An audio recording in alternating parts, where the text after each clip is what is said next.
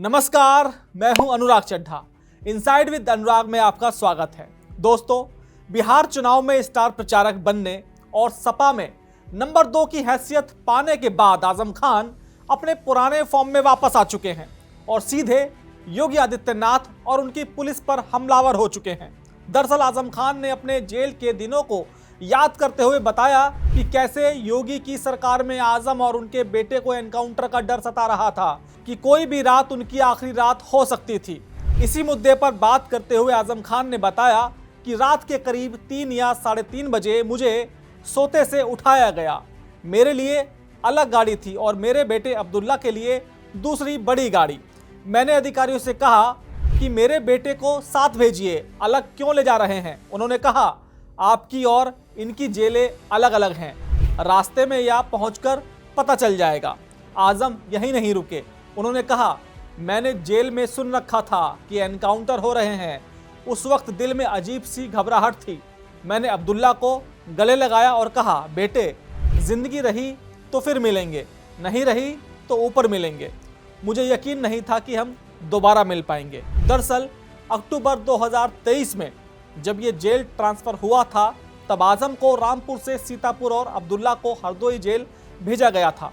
आजम का आरोप है कि ये शिफ्टिंग नहीं, साजिश थी। उन्होंने कहा कि जब तक उन्हें यह पता नहीं चला कि अब्दुल्ला जिंदा है, तब तक वो रात और अगला दिन बहुत भारी गुजरा। लेकिन बड़ा सवाल ये नहीं है कि आजम ने क्या कहा, बड़ा सवाल ये है कि आजम ने अब क्यों कहा। आजम खान इतने महीनों से चुप क्यों थे?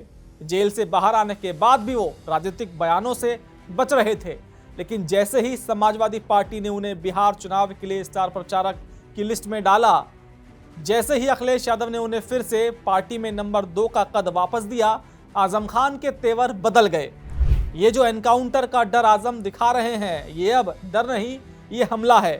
राजनीतिक विश्लेषक मान रहे हैं कि आजम खान को सपा से सियासी कवच मिल चुका है और यही कवच मिलते ही आजम खान ने योगी सरकार पर वो सबसे बड़ा आरोप मढ़ दिया जिससे विपक्ष अब तक बच रहा था। ये सीधा संदेश है, संदेश योगी आदित्यनाथ को कि मैं वापस आ गया हूं। संदेश है अपने समर्थकों को कि देखो, तुम्हारे नेता को जान से मारने की कोशिश की गई, और संदेश सपा के कैडर को कि लड़ाई अब शुरू हुई है। आजम खान यही नहीं रुके, उन्होंने एक एक करके योगी सरकार पर और उनकी पुलिस पर तीखे हमले किए। आजम ने पूछा कि मेरा गुनाह क्या है। उन्होंने कहा कि मेरा गुनाह यह है कि मैंने बीड़ी बनाने वालों और रिक्शा वालों के बच्चों को इंजीनियर डॉक्टर बनाना चाहा। मैंने जौहर यूनिवर्सिटी बनाई। यहाँ आजम खान ने एक बहुत बड़ा सियासी तंज कसा। उन्होंने कहा कि जौहर यूनिवर्सिटी के पीछे सर सैयद अहमद खान की सोच थी। मैंने भी वही सपना पूरा करने की कोशिश की।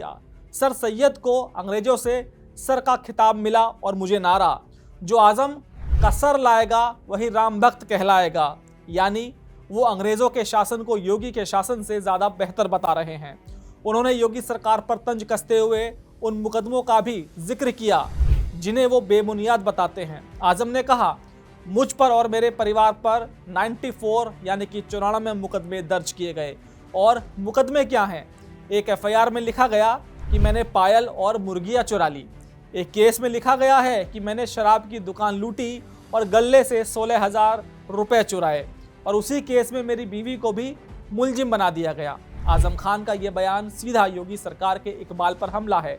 उन्होंने उस रेड का भी जिक्र किया जब अधिकारी नोट गिनने की मशीनें और पैरामिलिट्री लेकर उनके घर पहुंचे थे।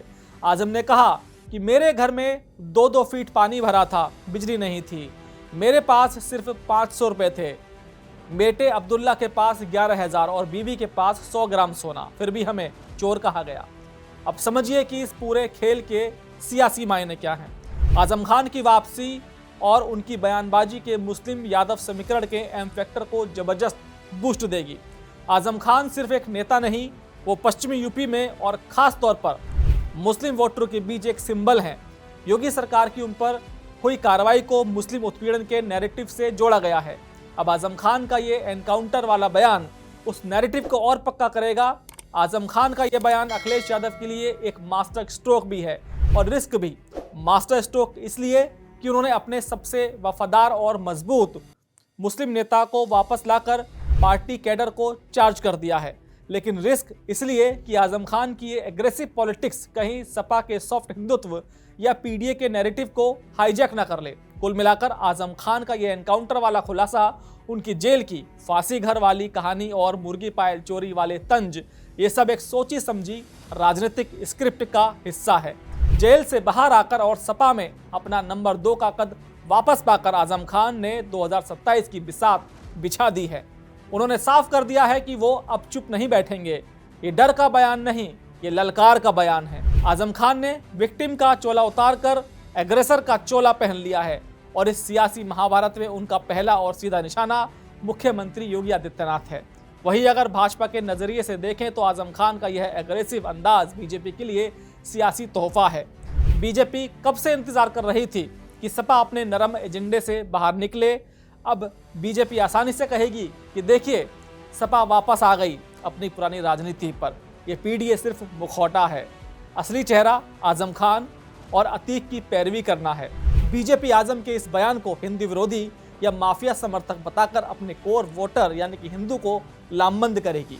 आजम के बयानों के बाद उत्तर प्रदेश का चुनाव अब अखिलेश का विकास बनाम योगी का लॉ एंड ऑर्डर नहीं रहेगा। यह आजम का उत्पीड़न बनाम योगी का एक्शन बन जाएगा। और जब भी लड़ाई आजम खान बनाम योगी होती है तो वोटों का ध्रुवीकरण तय हो जाता है और कहीं ना कहीं उसका फायदा सपा से ज्यादा भाजपा को होता है। दोस्तों, मेरा ये विश्लेषण आपको कैसा लगा कमेंट बॉक्स में जरूर लिखकर बताइएगा। साथ ही साथ मेरे चैनल को सब्सक्राइब करना बिल्कुल मत भूलिएगा। तो दोस्तों, फिर आपसे मुलाकात होगी दूसरी खबर के साथ। नमस्कार।